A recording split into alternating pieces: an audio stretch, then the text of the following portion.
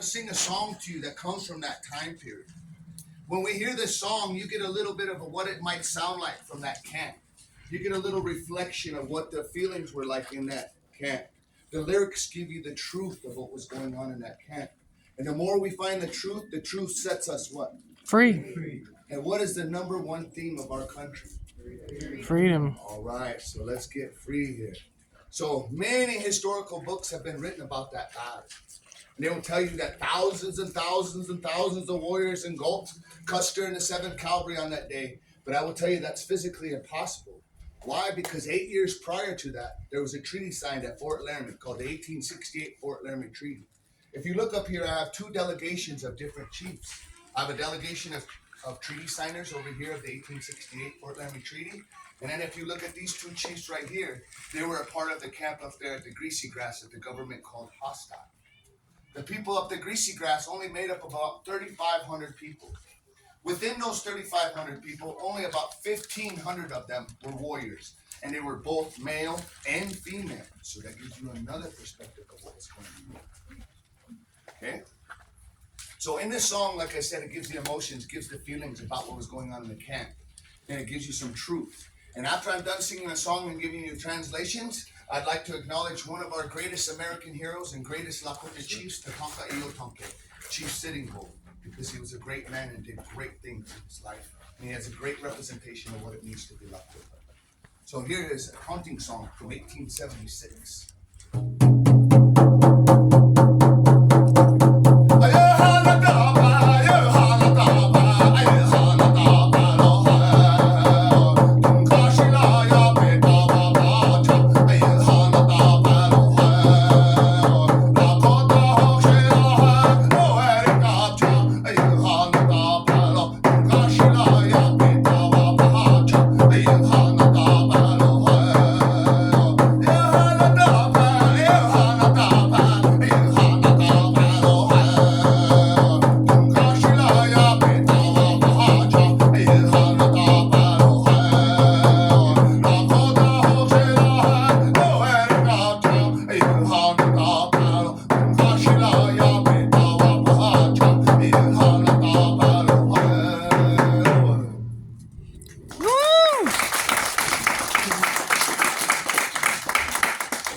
So the lyrics simply say, "Iyuha natapa, Iyuha natapa." As the leaders and the warriors, they're putting on their huhu wanapa.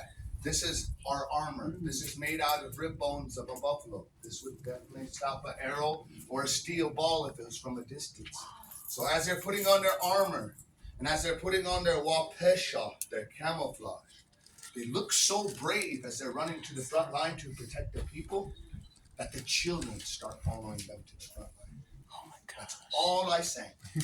The leaders and the warriors look so brave as they're running to the front line that the children start following them to the front line. Now to acknowledge our great leader, Chief Sitting Bull.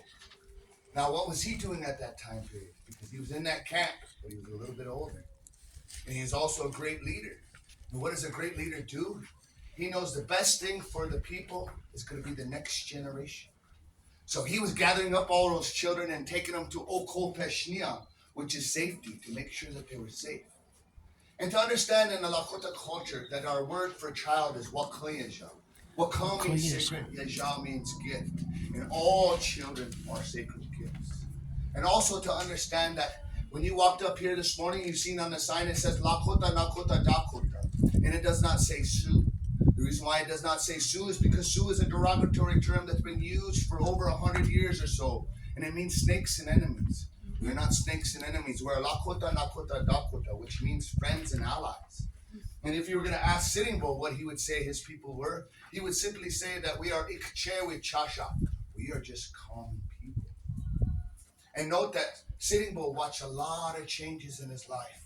He went from the freedom life of being on a horse and chasing the herds and living off of Mother Earth's natural harvest to going around and eventually traveling with Buffalo Bill Cody and doing presentations like I'm giving you one today. Now, why would this great chief travel around with Buffalo Bill Cody? Someone who got his nickname from literally killing thousands and thousands of buffalo on the plains that changed the whole outcome of the West. Why would he do that? Well, I know from my elders would tell me that Sitting Bull did that because he wanted the people to know what a real Lakota leader was and what Lakota means. And he could present that to people when he was doing that out in public. Also, I know in my heart, when he was standing next to Buffalo Bill Cody, he was presenting something to his own people that a lot of us human beings have a hard time expressing. That is forgiveness. One of the last things that Tatanka Iotonke said to a group of people, he said, let all of us human beings put our minds together and see what kind of world we could make for our children. He didn't say let us put our Lakota minds together. He said let's all put our minds together and see what kind of world we can make for our children. And those are the true thoughts and philosophies of a true Lakota chief and a leader. And within that respect, as we acknowledge the past, we must acknowledge that the place that we're at, in Lakota we call this Hesapa. If you were to look at the Black Hills from a satellite point of view, you'll see it's shaped exactly like a human heart. And before there was any man-made lakes, all the streams and the rivers that came through out of the hills were just like the arteries in our human heart. Something happens to our heart inside of our body, what happens to us? We die. We die. So if something happens to the heart of Mother Earth, what happens to the earth? It dies. So now you understand the perspective of all the Plains people, not just the Lakotas, but all the Plains people who are in this area very sacred and reverence. And I can tell that all of you feel that same way here. And also to acknowledge that before this was Mount Rushmore, this had a few more names. One we called it Wanakipaha, which is the Ghost Mountain. The other one was Itancha, Shakpa, the mountain of the 6 chiefs. And right behind that, we had an area we call Wakia Takia Wahochbe, the nest of the Thunderbird.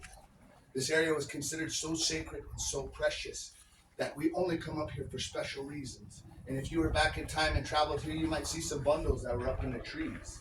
Those bundles would be our relatives making their next journey to the spirit world.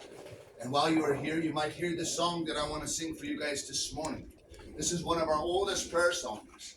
In this prayer song, acknowledge what Lakota culture is. And notice that Lakota culture is a culture, but it's a way of life. In our way of life, we acknowledge that there's one ominous creator.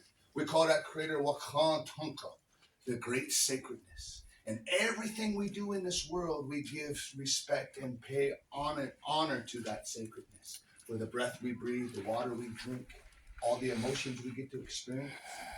And so in this prayer song, I want to offer to you guys for your journeys. All it says is, no matter where you're at on Unchimaka, on Mother Earth, whether you're with your friends and your loved ones, or you're all alone, just know that you're never alone, because Wakan Tonka, the Creator, is always with us. After I'm done singing this song, I'd like to share with you guys some Lakota language to take home with you. Some of the first language spoke around here, and give you a little bit more idea of the philosophies of the old ones that used to live.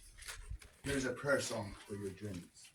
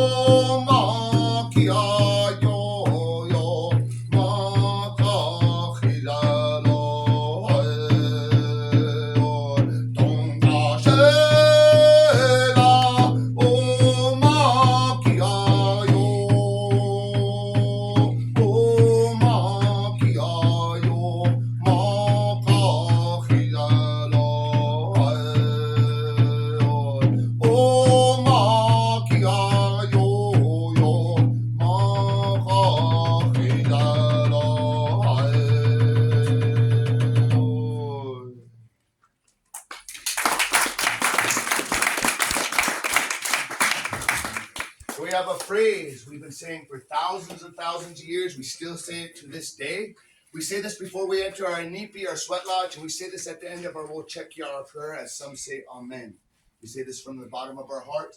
Once I teach it to you, I feel you all realize it's been written on the bottom of your heart. You just have to express it. Can I get you guys all to say Mitakuya? Mitakuya. Oyasi. Oyasi. Mitakuya. Mitakuya.